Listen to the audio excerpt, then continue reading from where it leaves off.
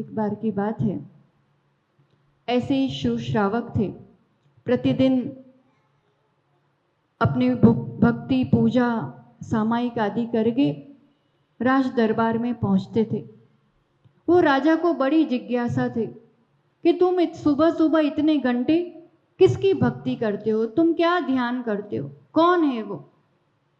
अब वो वैसा समय था कि जिस समय जिनालय आदि या मूर्ति आदि भी नहीं हुआ करते थे। आस्था थी उस श्रावक की, मंत्री था वो वहां का, और वो अपने उस हृदय में जिस स्वरूप को जाना है उसकी भक्ति किया करता था। अब बताए कैसे राजा को।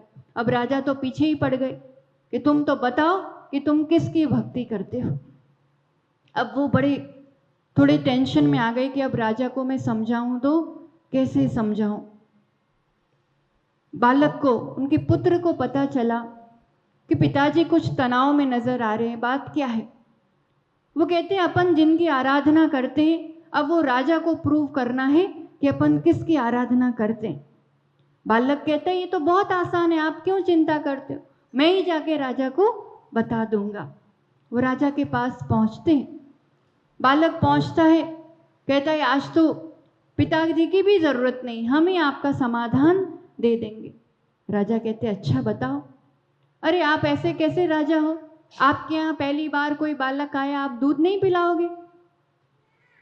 कहते हाँ हाँ बिल्कुल बिल्कुल। तो एक कटोरी में दूध लेकर के आते हैं। वो राजा के सामने उस कटोरी में जो दूध है उसमें बस उंगली घुमाए जा रहा है, घुमाए जा रहा है, और ऐसे देख रहा है जैसे कुछ ढूंढ रहा हो।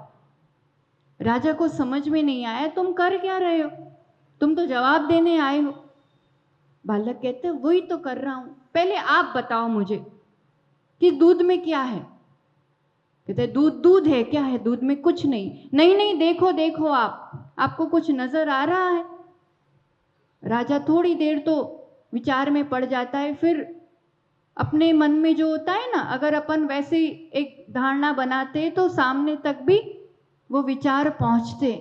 तो अब राजा को समझ में आने लगा। वो कहता है हाँ चाहो तो इस दूध से दही बन सकता है, पर अभी तो दूध है।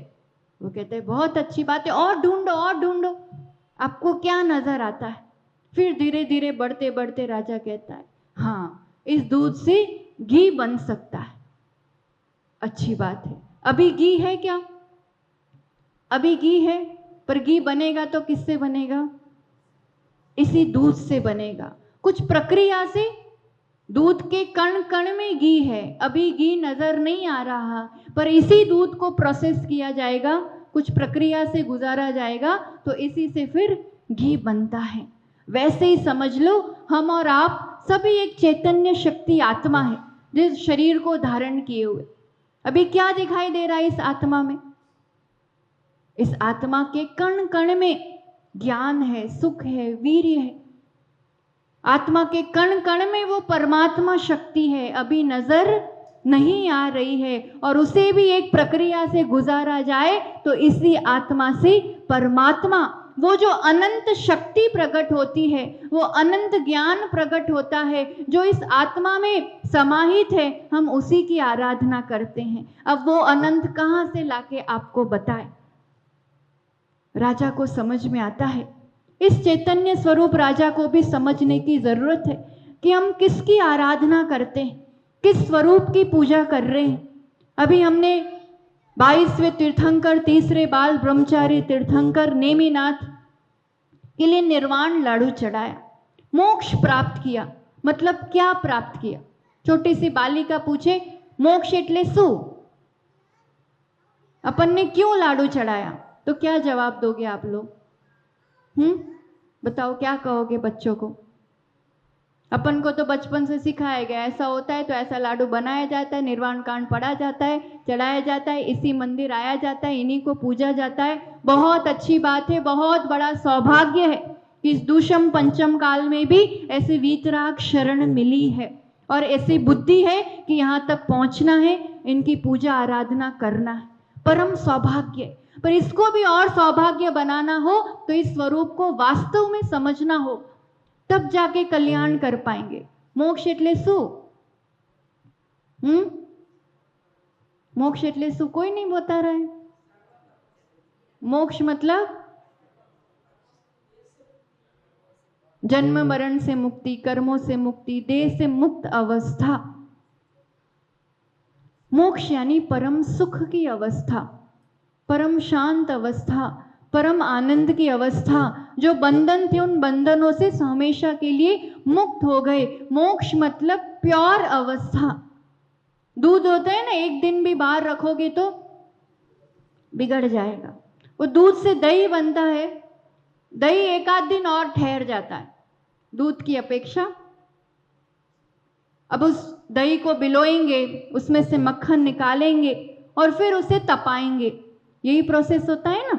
और तप करके फिर जो वो घी प्राप्त होता है, घी कितने दिन रह जाता है? एक साल भर भी डिब्बा बाहर रख लो तो कुछ बिगड़ता नहीं है, हमेशा के लिए। जैसे एक लंबे समय के लिए एक शुद्ध अवस्था, एक अल्टीमेट अवस्था, जिसके बाद अब आगे कुछ बनता नहीं है और रिटर्न कभी दूध भी होता नहीं है। बस ऐसे ही आत्मा की वो परम अवस्था, वो परम शुद्ध अवस्था जो हमेशा हमेशा के लिए, फिर अभी तो कितने रूप धारण कर लेते, कभी बालक थे, फिर पति बने, फिर पिता बने, ये नहीं बन के फिर चारों गतियों में भी अनेक रूप धारण कर लेते।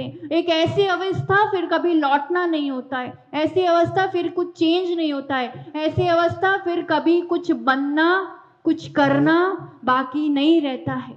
हम सबको छुट्टी पसंद आती है ना। काम करने भी जाना पड़े तो जाना पड़ेगा, फिर कब संडे आएगा, फिर कब छुट्टी आएगी। वो एक दिन छुट्टी के लिए अच्छी लगती है ना सबको। छुट्टी मतलब कुछ नहीं करना पड़े और आराम से मैं बैठूं, मतलब वो वाली अवस्था पसंद आती है कि नहीं आती है? कहीं करूँ ना पड़े, आराम थी बैठा बैठा। कब तक? एक दिन 10 दिन की भी छुट्टी मना लो, फिर तो कमाने जाना ही पड़ेगा। ऐसी कमाई हो जाए एक बार, फिर कितना ही खर्चा करते रहो, कभी खाली नहीं हो।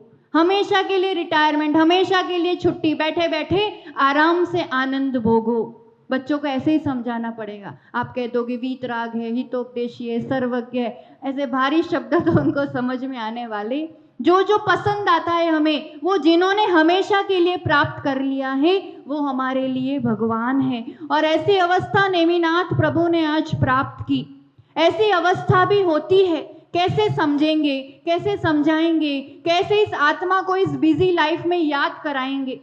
इसलिए जिनालय बनाए जाते हैं, क्योंकि साक्षात समूह शरण नहीं है, पर श्रावक गण गुरुओं के आशीर्वाद से जब ऐसे समूह शरण बनाते हैं, फिर अपना समय निकाल करके यहाँ जब आते हैं, तो हम अपने आप को ही याद कराते हैं कि ये आत्मन, तेरी भी ऐसी अवस्था है, तू भी ऐसा बन सकता है। दादा पर दादा जो अब नहीं है सामने, तो फोटो दिखा देते ना कि ऐसे अपने दादा थे, बहुत धर्मात्मा थे, दान करते थे। अब वही चीज अपन यहाँ इस समूह शरण के प्रतीक रूप जिनालय बना करके बताते हैं कि ऐसे हमारे तीर्थंकर होते थे, ऐसे भी अवस्था होती है। ये अल्टीमेट चीज है, पाने योग्य चीज है, करने योग्य चीज है, आदर्श है हमारे। और एक बहुत सुंदर जिनालय, नहीं आता तो शायद मन में रह जाती, पता नहीं था हमें लगा एक छोटा मोटा कुछ वैसा बना दिया होगा, पर इतना बहुत भव्य सुंदर समूह शरण की रचना, आचार्य भगवान विद्यासागर जी और आरिका पूर्णमती माता जी का आशीर्वाद। और ये जैसा स्थान है और जैसा एरिया है, आगामी 5-10 साल में तो बहुत जैन परिवार इस जिनालय के कारण आसपास बच जाएंगे। और अब कभी 10-15 साल बाद हमारा आना होगा ना, तो ऐसा लगेगा कि 100-200 और जाने कितने सारे परिवार यहाँ आराधना कर रहे हैं। और बहुत भव्य छात्रावास और जो भी पूरा प्रोजेक्ट है, निश्चित रूप से आप जैसे भक्तगण हैं और इतने महान आचार्य का आशीर्वाद है, तो वो भी निश्चित पूरा होना ही होना है। बहुत अच्छा स्वप्न, एक बहुत अच्छा लक्ष्य बना करके आप सभी बढ़ रहे हैं।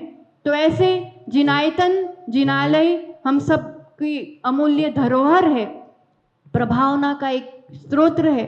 और आज ऐसा संयोग बना, कटारिया साहब भी आए थे सैटेलाइट मंदिर, आज वो गिरनार पहुंचे हैं, वो साक्षात वहाँ लाडू चढ़ा रहे हैं। हम सब ने यहाँ भगवान की भक्ति करके अपनी भक्ति प्रदर्शित की है।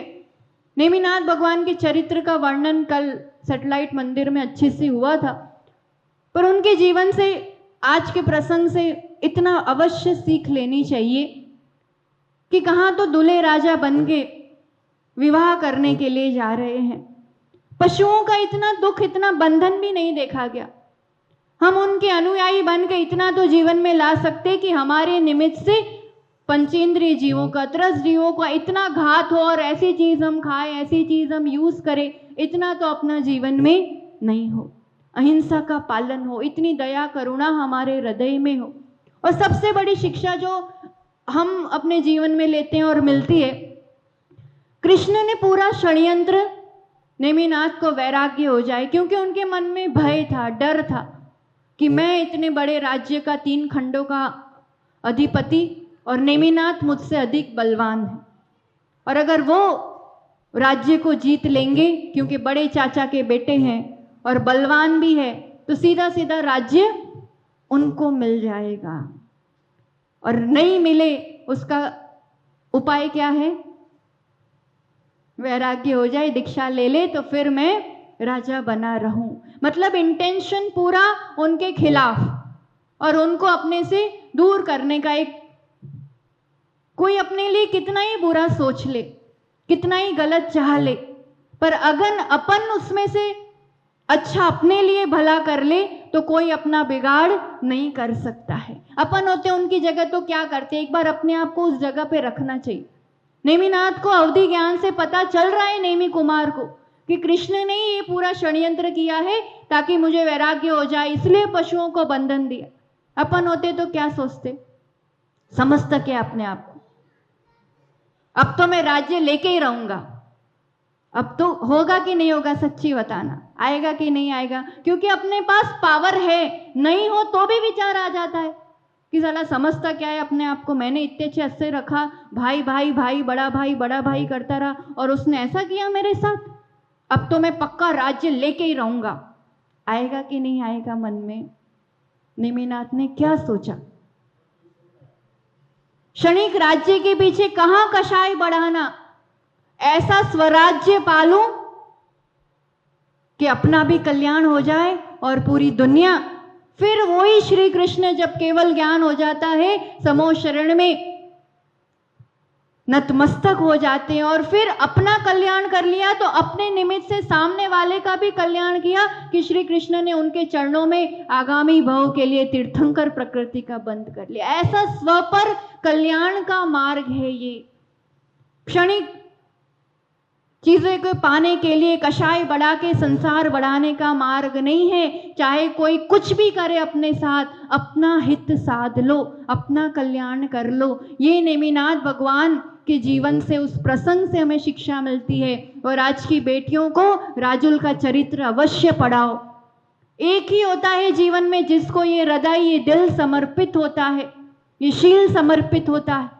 शादी नहीं हुई थी, दूसरी शादी नहीं हो सकती थी। आजकल तो शादी हो जाए तो फिर नहीं समझ में आए तो दूसरी शादी हो जाती है।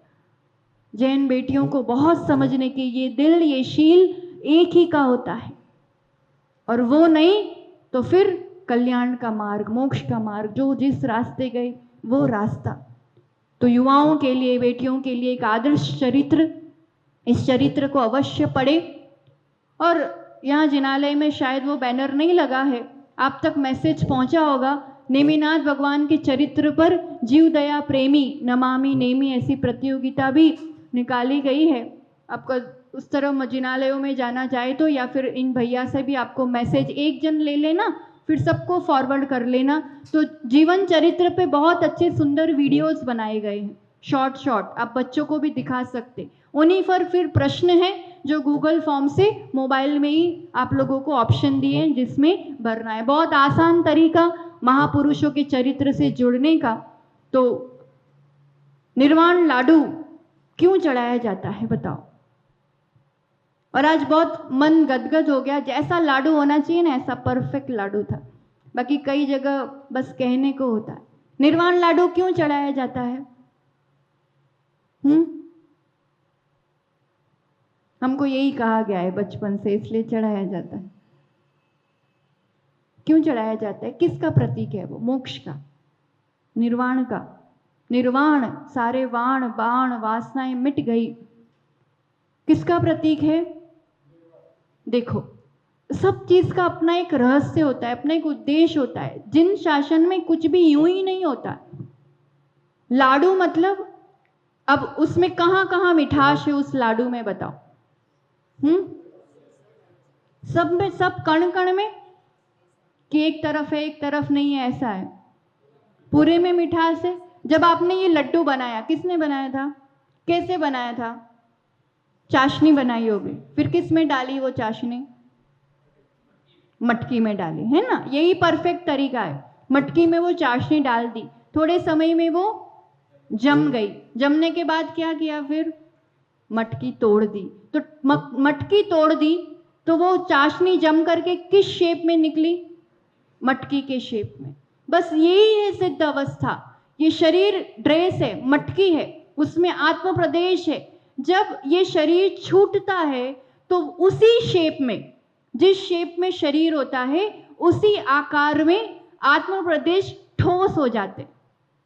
जैसे ये चाशनी पूरी ठोस हो गई ना, कौन से आकार में? मटके के आकार में। इस शरीर के आकार में वो आत्म प्रदेश, ये जो जितना जितना पोलापन है वो खत्म होके ठोस हो जाते। और उसके कण कण में ज्ञान है, आत्म प्रदेश, प्रत्येक आत्म प्रदेश में सुख है, वीर्य है, ज्ञान, दर्शन है। ऐसा नहीं कि अमुक यहाँ ही देखा जाता है, यही ज्ञान है, यही ज्ञान है, ऐसा नहीं होता।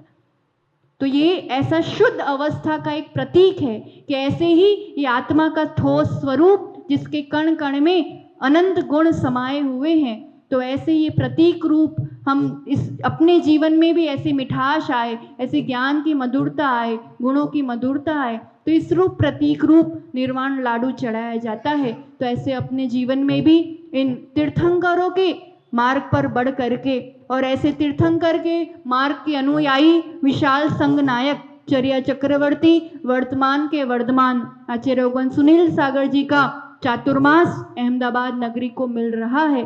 तो अपना रूटीन इस रूप से सेट कर लेना कि दिन में एक बार तो उस वाणी का लाभ लेना है, उस सत्संग का लाभ लेना, उनके दर्शनों का लाभ लेना है। वर्षों की पूजा पाठ और आराधना से जो पुण्य नहीं कमाया जाता है, वो एक बार इतने विशाल संघ, इतने सारे मुनि आरिका, इतने बड़े आचार्य परमेष्ठी के दर्शन से अथाह पुण्य संचय और अपना मोक्ष मार्ग प्रशस्त होता है। तो निश्चित रूप से आप जैसे भक्तगण जुड़कर ही धर्म प्रभावना का इतिहास रचेंगे। तो इसी मंगल भावना के साथ कि आपका ये स्वप्न भी शीघ्र ही पूरा हो और आचार्य भगवान के चरण भी यहाँ पर पड़े, ताकि आपके कार्य में और गति आए, प्रगति हो, और हम सबकी आत्मा उस परम शुद्ध अवस्था को प्राप्त हो। हम सभी भगवान के समो शरण में साक्षात बैठ करके उनके ही साथ उस परम मोक्ष लक्ष्मी को प्राप्त करें। इसी मंगल भावना के साथ जय बोलो आचार्य भगवान सुनील सागर जी गुरुदेव की।